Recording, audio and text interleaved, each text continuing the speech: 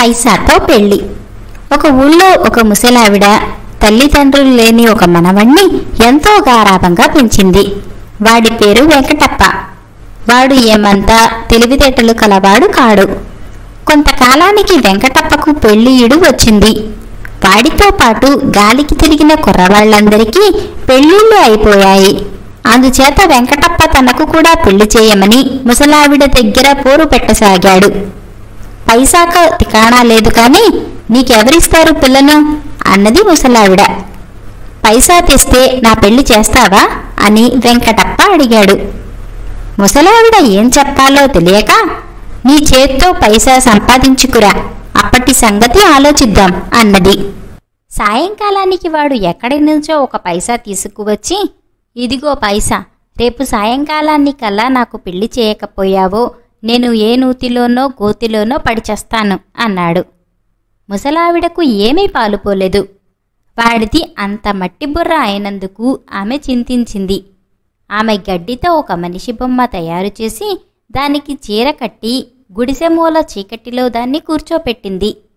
సాయంకాలం వెంకటప్ప ఇంటికి వస్తూనే పిల్లను చూశావా అని ముసలావిడను అడిగాడు. ముసలావిడ మూలనున్న గడ్డి బొమ్మను చూపుతూ, అదిగో పిల్ల, ఈ పసుపు తాడు తీసుకుని దాన్ని మెడలో కట్టు అంటూ వాడికి ఒక పసుపు తాడును అందించింది. వాడు తన స్నేహితుల పెళ్లిళ్ళు చూసి ఉన్నాడు. తన పెళ్లి ఎంత హీనంగా జరుగుతున్నందుకు వాడు మండిపడి, ఇంత నాసిరకం పెళ్లి నేను చేసుకోను, పురోహితుడు లేక మేళతాళాలు లేక ఇదేం పెళ్ళి అన్నాడు.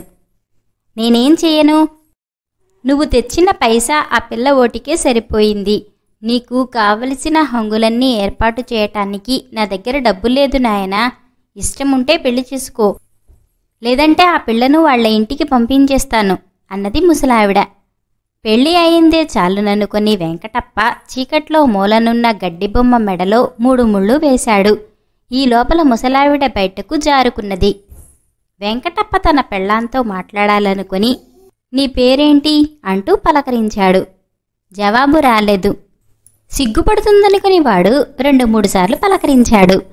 అప్పటికీ జవాబు రాకపోయేసరికి మూలనున్న కర్ర తీసుకొని, మొగుడంటే లక్ష్యం లేదా, చావు అంటూ గడ్డిబొమ్మను ఒకటి పెట్టి గబగబా బయటకు వెళ్ళిపోయాడు. చాటు నుంచి ఇదంతా గమనిస్తున్న ముసలావిడ లోపలికి వచ్చి ఆ గడ్డిబొమ్మను తీసుకుని దూరంగా వెళ్లి తగలపెట్టేసింది. ఆ రాత్రంతా ఏటో తిరిగి వెంకటప్ప పొద్దున్నే ఇంటికి తిరిగి వచ్చి ఇల్లు 4 మూలలా వెతికి, నా పెళ్ళం ఏది అని ముసలావిడ్ను అడిగాడు. ఇంకెక్కడి పెళ్ళం, రాత్రి నువ్వు కొట్టావని అలిగి పుట్టింటికి వెళ్ళిపోయింది అన్నది ముసలావిడ. వెంకటప్ప పశ్చాత్తాపడుతూ, సరే వాళ్ల ఇల్లు ఎక్కడో చెప్పు, తీసుకువస్తా అన్నాడు. ముసలావిడ తికమక పడింది. ఏదో ఒకటి చెప్పకపోతే వాడు వదిలిపెట్టడు. అందుకనే ఆమె, పక్క ఊరికి పో, అక్కడ ఏ ఇంటి కప్పు నేస్తుంటే అదే దాని పుట్టిల్లు అన్నది. వెంకటప్ప వెంటనే పొరుగురు బయలుదేరి వెళ్ళాడు. 2-3 వీధులు తిరిగిన మీదట వాడికి ఒక ఇంటి కప్పు 2 మనుషులు నేస్తుండటం కనపడింది. అదే తన పెళ్ళాం పుట్టిల్లని వాడు గబగబా ఆ ఇంట్లోకి చొరపడ్డాడు. కప్పు నేస్తున్న వాళ్ళు వెంకటప్పను, ఎవరికోసం వచ్చావు అని అడిగారు. మర్యాదగా నా పెళ్ళాన్ని నా వెంట తక్షణమే పంపండి అని వెంకటప్ప వాళ్లను దబాయించాడు. ఈ మాట వినగానే ఆ 2 మనుషుల ముఖాలు వికసించాయి. సంగతేమంటే వాళ్ళిద్దరూ అన్నదమ్ములు. వారికి ఒక చెల్లెలు ఉన్నది. ఆమెకు పసితనంలో పెళ్లి చేయాలని చూశారు. కానీ ముహూర్త సమయానికి పెళ్లి కొడుకు దేశాలు పట్టిపోయాడు. తిరిగి అతడి జాడలేదు.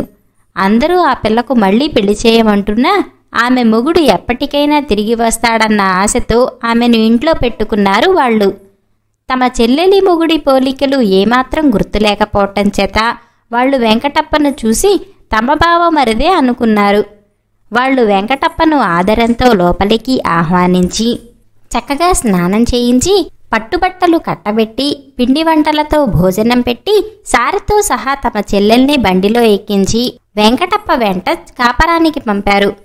తన మనవడు చక్కని చుక్కను వెంటబెట్టుకు రావటం చూసి ముసలావిడ, వాడి బుర్ర లోపల మట్టి పెట్టిన దేవుడే వాడి నుదుట మంచి గీత గీశాడు కాబోలు అనుకున్నది.